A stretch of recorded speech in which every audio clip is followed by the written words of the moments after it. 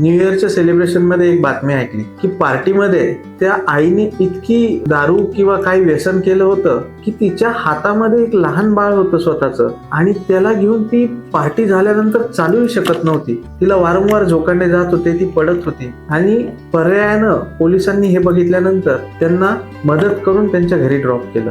सांगण्याची गोष्ट अशी की तुम्ही तुमचा एन्जॉय करा, त्याबद्दल वाद नाही. कोणी दारू प्यावी नाही प्यावी हा ज्याचा त्याचा प्रश्न आहे, पार्टी करावी नाही करावी हा ज्याचा त्याचा प्रश्न आहे. परंतु हे करत असताना आपल्यावर जी जबाबदारी आहे की आपली स्वतःची तब्येत आणि आपल्यावर अवलंबून असणारे बाळ असेल किंवा कोणी असतील यांची सांभाळण्याची जबाबदारी आपण सांभाळू शकतो का किंवा घेऊ शकतो का, हे सगळं केल्यानंतर याचा आधी विचार करणं गरजेचं आहे. आणि जर असं करत नसाल आणि त्रास होत असेल तर कुठेतरी आपण चुकतोय आणि आपला कुठेतरी समतोल बिघडतोय मनाचा आणि आपण म्हणूया पर्यायाने आपल्या विचारांचा. आणि म्हणूनच ह्या सगळ्या गोष्टींचा विचार करणं खरंच गरजेचं आहे.